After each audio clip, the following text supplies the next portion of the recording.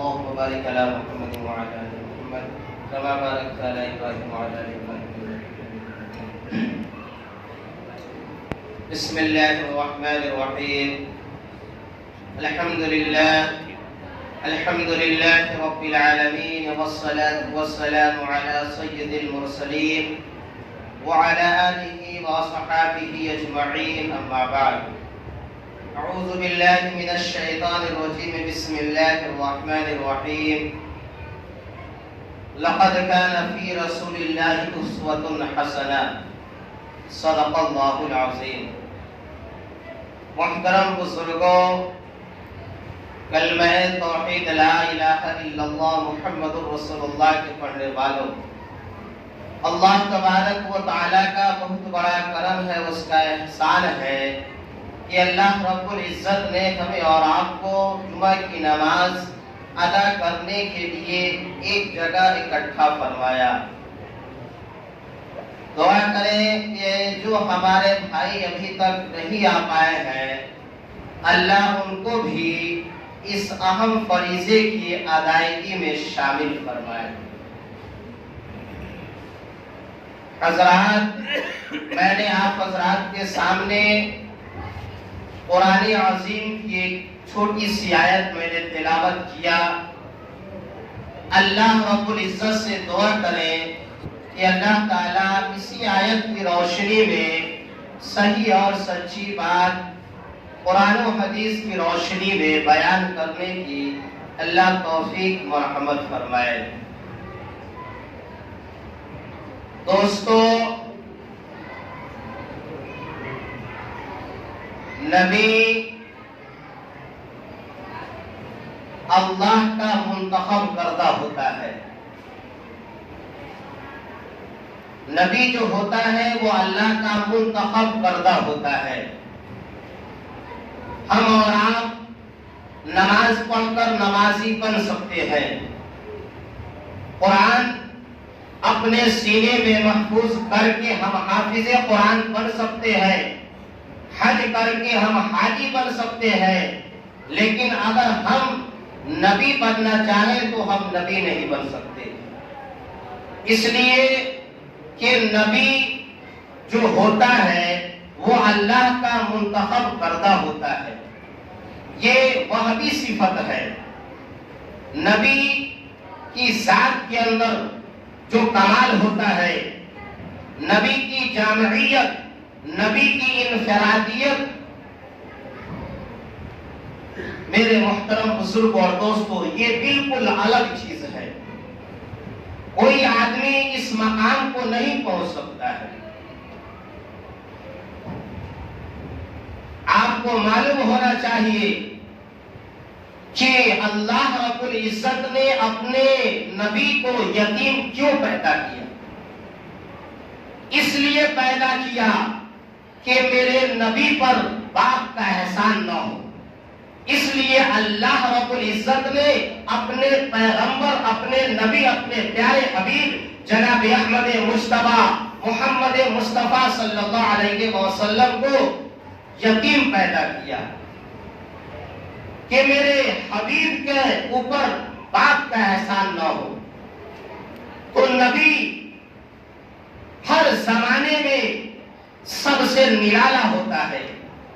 نبی کی جو جامعیت ہے اور نبی کی جو انفرادیت ہے، یہ بالکل الگ چیز ہے۔ میرے محترم بزرگ اور دوستو، میں آپ کو بتلا دوں کہ نبی کی ذات کے اندر کیا کمال تھا۔ اللہ رب العزت نے اپنے پیارے حبیب جناب احمد مصطفیٰ محمد مصطفیٰ صلی اللہ علیہ وسلم کے اندر کیسے کیسے کمالات اللہ رب العزت نے پیدا کیے تھے۔ ایک مرتبہ ابو جہل کی پارٹی اللہ کے نبی کے پاس آئی اور اللہ کے نبی سے کہا کہ اگر تم اللہ کے نبی ہو، اللہ کے سچے پیغمبر ہو، تو یہ آسمان کے اندر جو چاند نظر آ رہا ہے، اس کو تم جو ہے دو ٹکڑے کر دو تو ہم تم کو نبی مان لیں گے، تمہاری نبوت اور رسالت کو اقرار کر لیں گے، تسلیم کر لیں گے۔ تو اللہ کے نبی نے ان کی باتیں سن کر اللہ کے نبی نے اپنی انگلی کو چاند کی طرف ایسے آپ نے اشارہ کیا، اور لکھا ہے کتابوں کے اندر کہ جب اللہ کے نبی نے اپنی انگلی سے چاند کی طرف اشارہ کیا تو چاند جو ہے دو ٹکڑے ہو گیا۔ ایک ٹکڑا صفا پہاڑی پر گرتا ہے اور دوسرا ٹکڑا مروہ پہاڑی پر گرتا ہے، چاند کے دو ٹکڑے ہو گئے۔ ابو جہل کی پارٹی جو آئی تھی اللہ کے نبی کے پاس، وہ کہنے لگی ارے ہم تو سمجھتے تھے کہ محمد کا جادو دنیا میں چلتا ہے، ارے تو اس کا جادو چاند کے اوپر چل گیا، اس کا جادو تو آسمان پر چل گیا، محمد نے چاند پر جادو کر دیا۔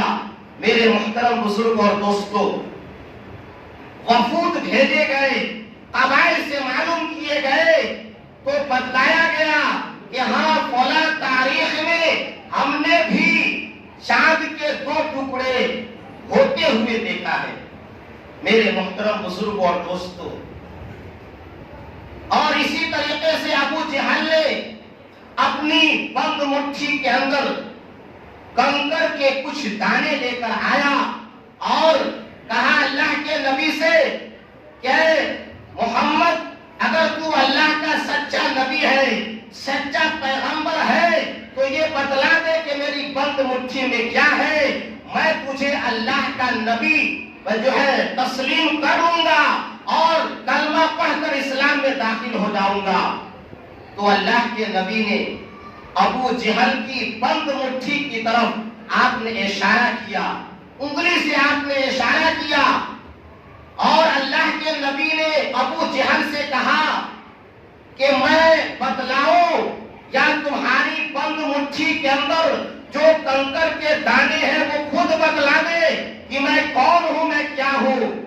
اللہ کے نبی نے جب اشارہ کیا ابو جہل کی بند مٹھی کی جانب، جب آپ نے اشارہ کیا تو ابو جہل کی بند مٹھی کے اندر 6 دانے کنکر کے 6 دانے تھے۔ وہ 6 دانے اللہ کے نبی کی شہادت جو ہے دینا شروع کر دیے اور کہنا شروع کر دیے اشہد ان لا الہ الا اللہ واشہد ان محمدًا عبدہ ورسولہ۔ ان کنکروں نے اللہ کے نبی کی شہادت دیا۔ میرے محترم بزرگ اور دوستو، اس کے باوجود بھی ابو جہل نے اللہ کے نبی کی بات کو نہیں مانا۔ اس لیے نہیں مانا کہ اللہ نے ابو جہل کے دل پر کفریت کا مہر لگا دیا تھا، کفریت کا مہر اللہ نے لگا دیا تھا، جس کی وجہ سے اللہ نے اس کے دل پر مہر لگا دیا تھا، جس کی وجہ سے ابو جہل کے دل کے اندر حق بات سرایت نہیں کرتی تھی، حق بات اس کے دل میں اثر نہیں کرتی تھی۔ میرے محترم، اللہ نے اس کے حق میں جو ہے جہنم کا فیصلہ کر دیا تھا، اس لیے ابو جہل لاکھ کوشش کرتا رہا اور اللہ کے نبی کو آزماتا رہا۔ اللہ کے نبی اس کے ہر شرط کو آپ نے قبول کیا، اس کو آپ نے پورا کیا، اس کے باوجود ابو جہل نے آپ کی بات کو نہیں مانا، آپ کی نبوت اور رسالت کو تسلیم نہیں کیا۔ میرے محترم بزرگ اور دوستو، نبی کی ذات کے اندر یہ کمال ہوتا ہے کہ نبی اللہ کا منتخب کردہ ہوتا ہے۔ نبی اگر چاند کی طرف اشارہ کر دے تو چاند کے جگر پھٹ جائے، اگر نبی ابو جہل کے بند مٹھی کی طرف اشارہ کر دے تو ابو جہل کی بند مٹھی کے اندر وہ کنکر کے دانے کلمہ پڑھنے لگے۔ یہ نبی کی ذات کے اندر یہ کمال تھا۔ میرے محترم بزرگ اور دوستو، اور نبی کی ذات کے اندر یہ کمال تھا۔ ایک مرتبہ اللہ کے نبی میرے محترم غزوہ خیبر سے آ رہے تھے، واپس آ رہے تھے، غزوہ خیبر سے لوٹ رہے تھے، جو ہے راستے میں آپ رک گئے، آرام کرنے لگے۔ آپ نے حضرت علی کے زانو مبارک پر اپنے سر کو رکھ دیا اور آرام کرنے لگے۔ آپ کو نیند آ گئی۔ اتنے میں عصر کی نماز کا وقت نکل گیا، سورج غروب ہو گیا۔ اللہ کے نبی نے حضرت علی سے پوچھا کہ علی کیا تم نے عصر کی نماز پڑھ لی؟ تو حضرت علی نے کہا کہ اللہ کے نبی سورج غروب ہو چکا ہے، عصر کا وقت ختم ہو چکا ہے۔ تو اللہ کے نبی نے میرے محترم اشارہ کرتے ہوئے آپ نے فرمایا اور اللہ سے آپ نے یہ دعا کیا، اے اللہ، ارے حضرت علی تیری اطاعت میں اور تیرے نبی کی اطاعت میں لگا رہا یہاں تک کہ عصر کا وقت نکل گیا۔ یہ اللہ تو ڈوبے ہوئے سورج کو واپس لوٹا دے، واپس جو ہے نکال دے۔ میرے محترم بزرگوں اور دوستو، حضرت اسما بنت عمیس فرماتی ہے، ان کی روایت موجود ہے، حضرت اسما بنت عمیس نے کہا کہ میں نے ڈوبے ہوئے سورج کو واپس پلٹتے ہوئے دیکھا۔ میرے محترم بزرگوں اور دوستو، تو نبی کی ذات کے اندر یہ کمال ہوتا ہے کہ نبی اشارہ کر دے تو چاند کے جگر پھٹ جائے، نبی اشارہ کر دے تو کنکر کے دانے کلمہ پڑھنے لگے، اور نبی اشارہ کر دے تو ڈوبا ہوا سورج واپس پلٹ جائے۔ یہ نبی کی ذات کے اندر کمال تھا۔ ایک مرتبہ اللہ کے نبی تشریف فرما تھے، ایک دیہاتی آپ کے آگے سے گزرا، ایک دیہاتی آپ کے سامنے سے گزرا، تو آپ نے فرمایا کہ بھائی ارے ادھر آؤ، کچھ خیر کی بات لیتے جاؤ، کچھ خیر کی بات لیتے جاؤ۔ وہ آدمی دیہات کا رہنے والا اللہ کے نبی کی خدمت میں حاضر ہوا، اس نے کہا کہ خیر کی بات کیا ہے، خیر کی بات کیا ہے؟ تو اللہ کے نبی نے کہا کہ اشہد ان لا الہ الا اللہ واشہد ان محمدا عبدہ ورسولہ، یہ خیر کی بات ہے۔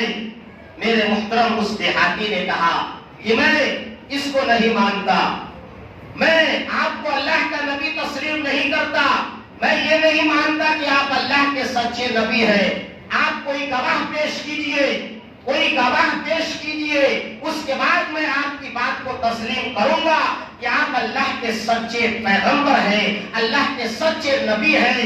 میرے محترم اس وقت وہاں کوئی موجود نہیں تھا، آپ نے ایک درخت کی جانب، آپ کے بغل کے اندر ایک درخت تھا، آپ نے ایک درخت کی جانب انگلی سے اشارہ کیا۔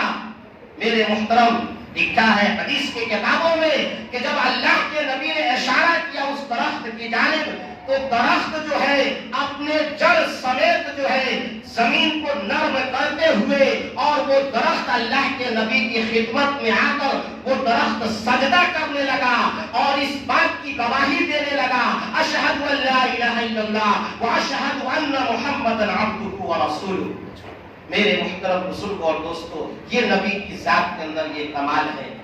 میرے محترم، آپ نے نبی کی ذات کے کمالات سن لیے کہ نبی کی ذات کے اندر یہ کمال ہے کہ اللہ کے نبی اشارہ کر دے تو چاند کے جگر پھٹ جائے، نبی اشارہ کر دے تو ڈوبا ہوا سورج واپس پلٹ جائے، نبی اشارہ کر دے تو درخت جو ہے سجدہ کرنے لگے۔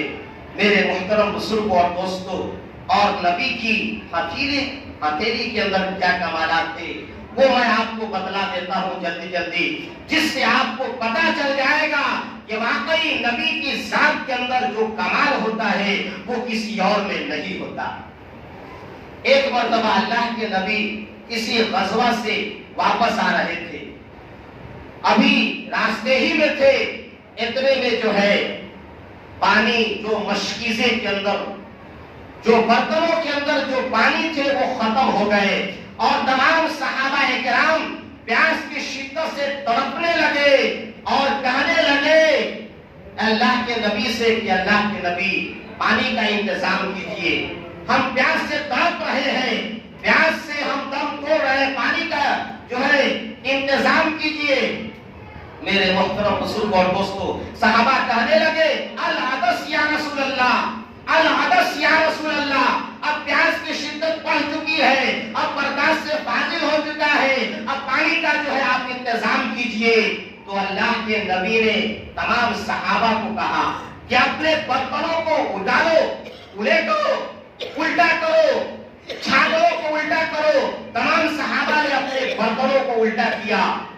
سا پانی نکلا، اللہ کے نبی نے ایک چھاگل کے اوپر آپ نے اپنے دستے مبارک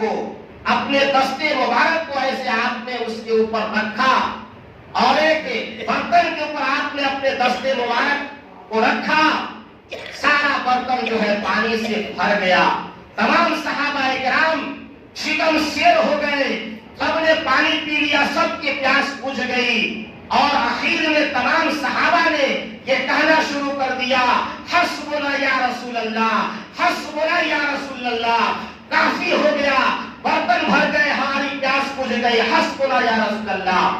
میرے محترم بزرگوں اور دوستوں، لکھا ہے حدیث کی کتابوں میں کہ اللہ کے نبی اگر اپنی ہتھیلی کو، اپنے دستے مبارک کو اس برتن سے نہیں ہٹاتے تو سمجھیے کہ سیلاب آ جاتا۔ یہ ہمارے نبی کی ہتھیلی کے اندر یہ کمالات تھے۔ ایک مرتبہ حضرت ابو ہریرہ رضی اللہ تعالی عنہ اللہ کے نبی کی خدمت پہ آئے اور اللہ کے نبی سے کہا کہ اللہ کے نبی، آپ جو ہمیں پڑھاتے ہیں، جو سمجھاتے ہیں، جو بتلاتے ہیں، وہ میرے ذہن کے اندر محفوظ نہیں رہتا ہے، میں اس کو بھول جاتا ہوں، میرے ذہن میں محفوظ نہیں رہتا۔ تو اللہ کے نبی نے اپنی چادر، اپنی حضرت ابو ہریرہ رضی اللہ تعالیٰ عنہ کی چادر کو آپ نے لیا، اور آپ نے اپنی ہتھیلی کو اس طریقے سے آپ نے اپنے ہتھیلی مبارک کو اور بنایا، اور آپ نے حضرت ابو ہریرہ کی چادر میں 3 مرتبہ لب اپنے رکھے، 3 مرتبہ، 1 2 3 مرتبہ آپ نے رکھا، اور حضرت ابو ہریرہ سے فرمایا کہ اے ہریرہ، اس چادر کو اپنے سینے سے لگا لو، اس چادر کو اپنے سینے سے لگا لو۔ حضرت ابو ہریرہ کا بیان ہے کہ جب اللہ کے نبی نے اپنے ہتھیلی مبارک کو میرے چادر کے اندر رکھا، اور اس چادر کو جب میں نے اپنے سینے سے لگایا، تو حضرت ابو ہریرہ کا بیان ہے کہ اس کے بعد سے میرا ذہن قوی ہو گیا، مضبوط ہو گیا، اور جو اللہ کے نبی پڑھاتے، بتلاتے، سمجھاتے، ساری چیزیں میرے ذہن کے اندر محفوظ ہوتی چلی گئی۔ تو یہ اللہ کے نبی کی ہتھیلی کے اندر یہ کمالات تھے۔ میرے محترم بزرگ اور دوستو، مجھے یاد آ رہا ہے ایک مرتبہ ملک غسان کا ایک شہزادہ، اللہ کے نبی کی خدمت میں مدینہ پہنچا، اور اللہ کے نبی کی خدمت میں حاضر ہوا، اور اللہ کے نبی سے کہا کہ میں نے آپ کے لیے کچھ تحفہ لایا ہے، میں نے آپ کے لیے رکھا ہے، لیکن میں نے وہ تحفہ کہیں دور رکھا ہے، آپ میرے ساتھ کسی کو بھیج دیجئے تاکہ وہ تحفہ میں آپ کی خدمت میں حاضر کر دوں۔ تو اس مجلس کے اندر اس وقت جو ہے حضرت امیر معاویہ رضی اللہ تعالیٰ عنہ موجود تھے۔ اللہ کے نبی نے حضرت امیر معاویہ کو اس شہزادے کے ساتھ بھیج دیا کہ تم چلے جاؤ اور وہ تحفہ لے کر آ جاؤ۔ حضرت امیر معاویہ اس شہزادے کے ساتھ چل دیے۔ وہ شہزادہ تھا، وہ تو سواری پر سوار ہو گیا، اور میرے محترم حضرت امیر معاویہ اللہ کے نبی سے کتنا محبت کرتے تھے کہ آپ نے جب اللہ کے نبی کا اعلان سنا کہ اس کے ساتھ چلے جاؤ، شہزادے کے ساتھ چلے جاؤ، تو حضرت امیر معاویہ نے چپل اور جوتا نہیں پہنا، ننگے پاؤں اس شہزادے کے ساتھ آپ چل دیے، اور شہزادہ سواری پر سوار ہو گیا۔